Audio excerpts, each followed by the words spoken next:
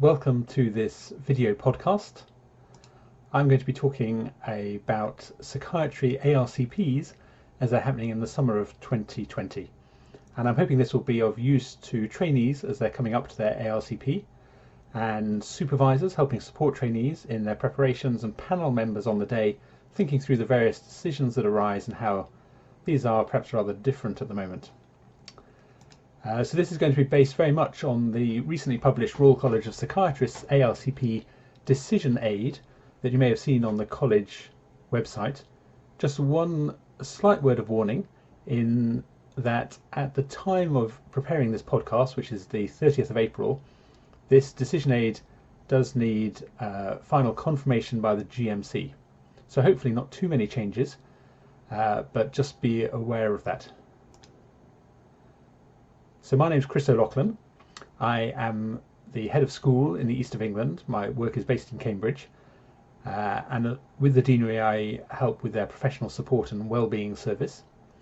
I lead ARCP panel chair training across specialties in the east of England, and I've been working with the Royal College on various aspects of ARCPs really since the Psychiatric Trainees Committee produced their supported and valued report in 2017 to help bring about some of those recommendations. What I'm going to be talking about is a summary of the changes to ARCPs because of the current COVID situation, a brief overview of guidance from the Conference of Postgraduate Medical Deans across the UK, and then following the guide from the Royal College, changes in evidence that's required for psychiatry ARCPs, and a guide for panel decision making. So this is really designed to help trainees prepare for their ARCPs in the current circumstance and for supervisors to know what's expected. And as we go through, I'll talk a bit about how the current situation draws on usual practice and how it differs from it. So the current situation perhaps doesn't need that much introduction, but we are going through extraordinary and extremely difficult times at the moment.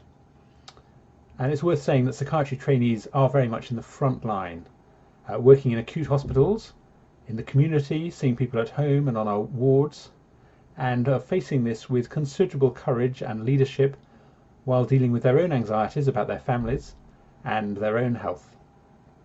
And of course this situation has had a significant impact on training, both in terms of clinical experience people are getting and opportunities for training that arise. So as you know, ARCPs are a fairly formal process to review evidence presented, to make judgments about how trainees are progressing through training, the competencies they're acquiring, the stage of training they're at, and whether they're ready to move on to the next stage of training, ultimately towards completion of training. And it has a role in supporting revalidation of trainees with the GMC. So there's quite a strong element of patient safety running through ARCPs, ensuring that doctors have the right skills for the stage of training they're at. And the key document for ARCP processes is the Gold Guide, with the most recent edition published at the end of March this year. So there's the web address if you want to have a look. That goes into a lot of detail about how ARCPs run and what's expected. So we have some guidance from the four nation education bodies. The purpose of ARCPs at this time remains essentially the same as usual. But there is recognition that it's not likely to be possible to prepare the usual evidence for ARCPs, and because of that the Educational Supervisor Report is the key document that will help panels decide how a trainee is doing. And likewise, panels can consider what they call compensatory evidence for where some types of evidence, and we'll talk about this in a moment, may not be that available. Normally panels consist of 3 members, so it may be the case that panels consist of 2 members at this time. But the usual outcomes and rules of the Gold Guide still apply in general, except a few specific circumstances, one of which is a new outcome, outcome 10, which is specific for this situation. And we'll talk about that in a bit of detail. So from a psychiatry perspective, we're anticipating that most ARCP panels will still take place. Now, if that isn't possible because of difficulties getting hold of panelists, then ARCPs will focus at key transition points, so end of ST3, end of higher training, and trainees who've had previous adverse outcomes, but we would hope that trainees got a suitable amount of notice about this, because obviously quite a lot of work goes into preparing for ARCPs. Now, running through the guide is divided into a section on appropriate evidence, so that's perhaps most helpful for trainees thinking of preparing for their ARCP and getting support from their supervisors, and then how the panel reviews that evidence. So we'll go through that.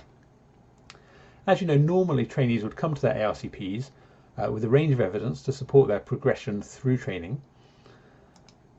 This will include a range of work-based placed assessments, some other activities and supporting documents that might include some reflective notes, might include courses attended, other types of uploaded documents. They'll have reports from their psychiatric supervisors they've been working with and reports from their educational supervisor. And trainees would submit a Form R to help with the revalidation aspects of their ARCP, or if the trainee's in Scotland, an SOAR declaration. And to some extent this will all still be the case, but we'll discuss to what extent in a moment. Don't forget that evidence should be submitted 2 weeks before an ARCP, because the panel does start looking at the portfolio and the supervisor reports in advance of the day. So try not to get caught out by that, though I appreciate that we're obviously running to fairly tight timetables at the moment. So supervisors' reports, as we mentioned, are going to be key documents for the ARCP panel, and we really want educational supervisors to comment on any impact that the COVID-19 has had on trainings, opportunities to do work-based placed assessments, teaching programs, and so on. But we really want supervisors to describe the trainees' capabilities and how they've been doing. And if the supervisor isn't available, which might happen if they're unwell or if they've been redeployed themselves, then just to note that an alternative medical educator can complete these reports if needed. So there's a bit of room there if you're struggling to get hold of your supervisor. So obviously a large component of trainees' portfolios usually will be their work-based placed assessments. And there is general recognition that opportunities to complete work-based placed assessments may be significantly reduced since March 2020. For example, if trainees are working from home, if they've been redeployed due to supervisor availability and a range of other circumstances. And this will affect different types of work-based placed assessments differently. So case conferences, for example, and journal clubs may well have been cancelled, whereas clinical work where it's possible to get a case-based discussion may well have continued. There's a work-based placed assessment that higher trainees use called a DONCS, a direct observation of non-clinical skills, that is potentially more important. So for example, where trainees are liaising with teams, offering advice, working remotely, and so on. So that's still of use for higher trainees, and now actually of use potentially for core trainees as well. So they wouldn't normally do DONCS, but is another way of showing evidence. And the general requirements for work-based placed assessments are being reduced by a third across the portfolio, across the curriculum in core and higher training. So just to look at that in a bit of detail, in core training, for example, the previous work-based placed assessment requirements would have had a minimum of 16, and that's been reduced to 11. And likewise, in child and adolescent higher training, trainees would have submitted 16, been reduced to 11, or forensic higher training, it's gone from 14 to 10. They're not exact reductions of a third, but approximate. And this is recognition that it is much harder to get work-based placed assessments done really since March, but the trainees clearly should have been doing them before March for the previous part of the year in any case. So the overall work-based placed assessments have been reduced. Now what the guide doesn't do is state the specific types of work-based placed assessments, and to some extent that's difficult because we like clarity and it's good to know what's expected. But at the same time, we don't want to make it difficult for trainees who have different opportunities to get evidence in their portfolio. And if we stipulated too closely the exact types of work-based placed assessment, then that could cause problems. But we do ask panels to consider work-based placed assessments very flexibly in terms of what they demonstrate of their competencies rather than the specific numbers. So for example, if a trainee was expected to do a journal club presentation, then a case-based discussion where the trainee discusses a clinical case and maybe brings some evidence from the scientific literature and discusses that with their supervisor, would be considered appropriate evidence working towards that curriculum objective without the specific work-based place assessments. Or perhaps in higher training, a higher trainee was on a leadership course or doing a leadership program, and that's not happening anymore, but uses some reflexive pieces in their portfolio to consider leadership skills in the current situation. For example, again, that would be entirely suitable evidence to support curriculum progression in that area. But we want there to be flexibility in what trainees produce in their portfolio. There is a specific mention of the mini-PAT, the 360-degree feedback tool, in the guide, because that clearly might be effective if trainees have been redeployed over the last few weeks, or if they're working remotely and have less contact with the team. So I don't think panels are going to expect mini-PATs from the last few months. So hopefully that's a bit reassuring. I would encourage trainees still to submit quite a range of types of work-based assessment. I think that strengthens the portfolio quite a lot and would make it easier for the panel. I think if trainees solely presented single types of work-based assessments, that would be really quite difficult to comment on the broader aspects of the curriculum. But I think, as I say, within that there's quite a range of flexibility of the evidence to be submitted. And the supervisor's report is going to be key. There are some specific bits of evidence that are going to be important. In core training, psychotherapy competencies would be one of those. There's updated guidance you may have seen on the college website about this, and is mainly going to affect CT3 trainees, and particularly trainees who had been doing a psychotherapy case but had that disrupted by the COVID-19 situation. Now, it may still be the case for the psychotherapy tutor to sign off the competencies. That's always been the case. So if a trainee was doing a long case and say the patient dropped out of psychotherapy near the end, then the psychotherapy tutor may have been able to sign off the competencies of the trainee and the trainee progress as normal. That's still the case, but any incomplete psychotherapy competencies should be documented by the educational supervisor, and we'll talk about how that may be considered in the second section, looking at the panel outcomes. So that's core training. Looking at higher training, there's a specific situation that might arise, usually for ST6 higher trainees who are in a subspecialty endorsement post. So this would be liaison psychiatry or substance misuse or rehabilitation psychiatry, where the COVID-19 has led to a trainee missing part of the 12 months.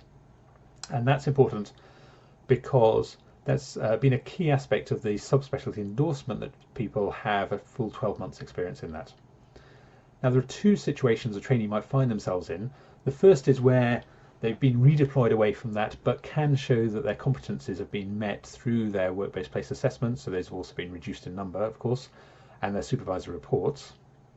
In which case, if they can show evidence that they were redeployed, so that would probably be a letter from their medical director and confirmation from their training program director, that then their case will be taken to the college and reviewed on an individual basis before leading to a recommendation to the GMC for subspecialty endorsements. That should still be possible even without a full 12 months, but does require a bit of extra evidence. Where the competencies aren't present, then that's a slightly different situation, and trainees should, panels should ensure trainees are offered time to complete the competencies after the post would normally have finished. So that trainees can still get subspecialty endorsement, but it may involve time after they would normally have finished. Now, it may be the case that trainees want to present evidence on how their training has been affected by COVID-19 in their portfolio. Now, actually, it's possible in England that HEE may require this along with the Form R, actually. So there may be a mandated form for trainees that hasn't appeared yet on how their training has been affected. But if not, a trainee may wish to upload a report anyway to help the panel understand how training has been affected by the current situation. And there are two examples contained in the appendix to the Royal College of Psychiatry guide to consider. So the first from John Russell, our curriculum developer, looks at the competency-based impact of changes to training. So this essentially is looking at what we're aiming for, the competencies in the from the curriculum, and how the COVID-19 pandemic has changed that, either in an enhanced way or in a negative way, and things that can be developed. So that will run through the different ILOs. So the example report runs to several pages, so this is just the first bit of it, according to various domains. But that looks at competencies, that's kind of outcome based. Another way of looking at this, and this is the part of the other report contained in the guide, is to look at opportunity based impact. So this comes originally, I think, from the Northwest Deanery, so Dr. Margaret Campbell. And this looks at how training has been affected, so not at competency outcomes, but things like teaching sessions, exams, changes in clinical placement, and so on. And there would be ways for trainees to give the panel a bit of information about how their training has been affected. But I think they're perhaps rather less important than having that supervisor's report and work-based place assessments as you can, but in a way that can be considered flexibly towards different competencies. So that's looking at the evidence. Now I want to move on to how the panel is going to consider that. And some general considerations to start with. So just to note, we're still using the e-portfolio, of course, and the outcome forms, though I think the educational supervisor form and the ARCP outcome form may be slightly different to take account of the situation. As mentioned, the normal range of outcomes still applies, and actually what we'd expect is that most trainees would get an outcome 1, so that's progressing satisfactorily through training, or an outcome 6 if they've completed training as usual. So that really shouldn't be different, and we'd hope that trainees will be able to do that even with reduced evidence. We do want panels to be particularly mindful of any disruption to training if giving an adverse outcome. So an outcome 2, a 3 or a 4, panels really need to be clear that this hasn't been affected by COVID-19, which could have happened in a number of ways. So trainees may have had limited experience because of COVID-19, they may have had reduced ability to demonstrate competencies. So quite a number of things may have happened that affects training that panels need to consider if they're thinking of an adverse outcome. And partly because of that, then, there's a new outcome, outcome 10, that's been produced for this situation. And this is an outcome, not an adverse outcome, but an outcome that recognises training affected by COVID. And there are two types. There's a outcome 10.1, so this allows progression through training. So that would be either at a non-critical progression point, so CT2 to CT3, or where it is a critical progression point, say at the end of CT3, but because of changes to the curriculum, a trainee can now progress. So that might happen with psychotherapy, which we'll talk about. So that's 10.1. 10.2 is where progression is impossible. And this is mainly in psychiatry, going to be trainees at the end of higher training who are due to get their CCT, but can't because they haven't got some particular aspect of the curriculum completed. So it's not an adverse outcome, as I said, and should be used with C codes. So C codes are a bit like N codes and U codes, which are used in ARCPs already, which just provide a bit of definition to these outcomes. And there are a few that are more likely to apply to psychiatry trainees. So here we have a 10.1 C2. So trainees at a critical training progression point, so end of CT3 for example, but can progress due to change requirements. And this might apply to a trainee who's got outstanding psychotherapy competencies, haven't been able to complete it because of the coronavirus situation, and here the Royal College has made a change to the curriculum that allows them to progress to ST4 and then complete that aspect of their training in ST4. Or possibly a C4 where trainees have had prolonged isolations. This could be either a 10.1 or a 10.2 depending on where they are in training. Now actually what we'd hope is that many trainees who were isolating perhaps because of a health condition would have been able to continue with training despite that. So they might be able to work from home, do telephone consultations, video consultations, liaise with the team and so on. And if that's satisfactory, should still receive an outcome 1 and not be have outstanding competencies because of that.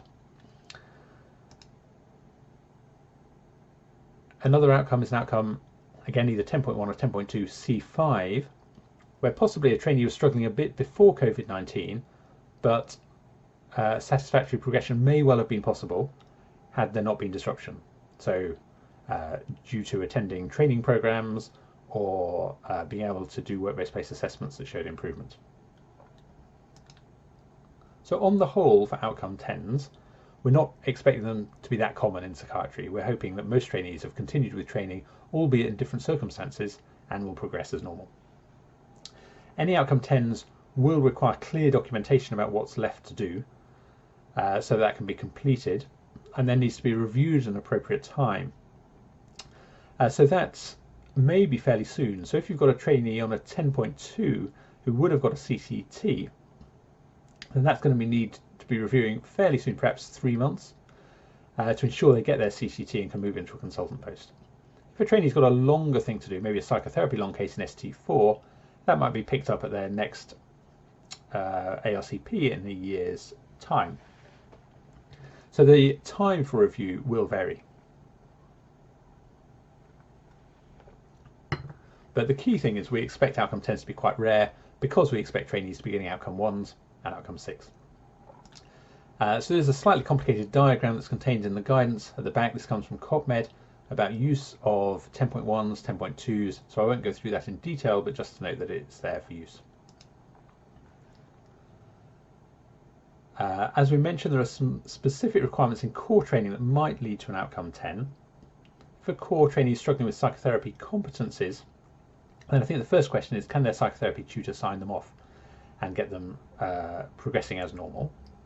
If not, then that's possibly an outcome 10.1 C2, and a trainee would progress through to ST4, do their psychotherapy case in ST4 and get it signed off.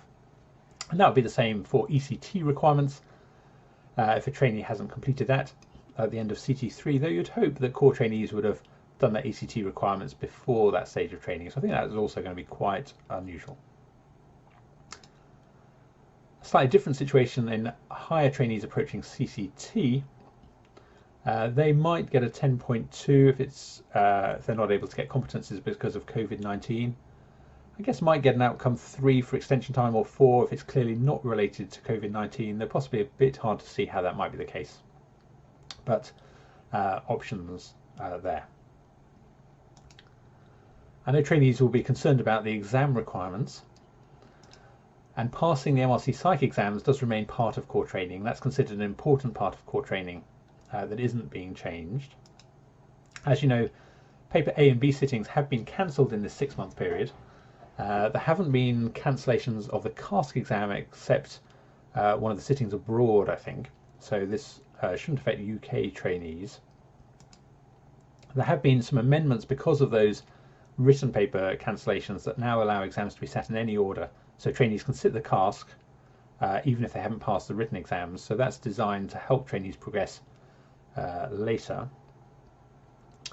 So just to say, there are no plans at the moment to cancel the CASC in September, though it may run slightly differently with social distancing and so on. So in a sense, this is kind of business as usual for exams, in that there hasn't been a sitting of the CASC exam, which up until now has been the end requirement of exams, since January, and the next one is September. So if a trainee is on extension time, they wouldn't have had a sitting of the CASC exam anyway. That hasn't been actually affected by COVID. So should receive an outcome 3 into extension time, and possibly an outcome 4 if they've had extension time already. It'd be a bit hard to argue that that's been affected by the pandemic. So for exams, trainees wouldn't be able to progress on a 10.1. There may be trainees who've been unwell, and the usual rules apply here. So absences of more than 14 working days, other than annual leave or study leave, require a review of the CCT date by the ARCP panel. That's not to say it necessarily needs to change, and often it doesn't if the absence is around that time, not much longer than that. This is done separately from the outcome number, so doesn't need an adverse outcome of any form, doesn't particularly need an outcome 10. The CCT date is just changed to recognise the time away from training. There will be a number of trainees who returned into clinical training from academic time, for example, or other out-of-program experiences, and they will need to have their training time recognised. Speaking of academic trainees, they should continue to have joint clinical and academic panels. The academic work may have been affected in a number of different ways, really. So some will have returned to clinical work. A lot of academic activity has suffered quite a lot of disruption and research may have been halted. If a trainee has returned to clinical work, the training time should be recognised towards their CCT. Where a trainee wasn't in clinical training, but their academic time was disrupted, then they might need an outcome 10.1 in order to flag up that they need to make up the academic time, which they should get as soon as is suitable. And we want that recorded on the ARCP form. So I'd hope that ARCPs aren't actually just about outcome numbers or CCT dates. We really want them to be formative and supportive, and really actually a good experience for trainees where panels recognise the work that's been done and that often excellence has been achieved in really quite a wide variety of ways. So ARCP should have value for the trainee as well as the wider system, and that should be reflected in the documentation. We certainly want the reasons for the outcome to be clear, and that any remaining competencies should also be very clearly documented on the ARCP outcome form so that trainees know exactly what's required of them for their coming training time. If there are adverse outcomes, 2, 3 or 4, or an outcome leading to ongoing competencies, I would suggest the trainees are offered support. So perhaps through their professional support and wellbeing service, should have a development plan produced with them, and adverse outcomes as usual would have a face-to-face meeting, though this would be on video call, usually. And future competencies may well require some thought given to the future training programme. Now some of that may be fairly generic and could be achieved in a number of posts, but there are some specific things that may require a bit more thought. So if trainees are doing psychotherapy in ST4, for our child and adolescent run through trainees, they may have missed their paediatric placement, so we'll need to catch that up. Trainees who haven't been able to achieve endorsement competencies may need more time in that post after this. And as I mentioned, academic time may need to be caught up. So there are a few things that require a little bit of planning, and the trainee should discuss with their educational supervisor and quite possibly training program director to ensure this happens. So we've looked there through the guide at the appropriate evidence the trainees might want to submit and the panel outcomes. I hope this was helpful. The guidance really is there to support trainees, trainers and panels in how they conduct their ARCPs. We want ARCPs to be fair and transparent and supportive, but also recognise that training has been affected over these last few weeks and will be slightly different because of that. While patient safety remains a fundamental principle for ARCPs, we want the panels to have flexibility in how they look at the evidence and really look for evidence of trainees' competencies and progression where at all possible, even in these difficult circumstances. The full guidance document can obviously be found on the Royal College of Psychiatry website. So I will stop there. If you have questions, you may be best speaking to your training program director or head of school, because they'll know about your local situation, but you're welcome to send questions my way. You can find my email address on the East of England website, and I'm often on Twitter, so feel free to send questions or comments to me either way. And I hope you found this video podcast helpful. I hope it explains some aspects of the Psychiatry ARCPs, how they're going to run over the next few months, and I wish you all the best for your training. And for supervisors, thank you very much for all you're doing for our trainees at this time.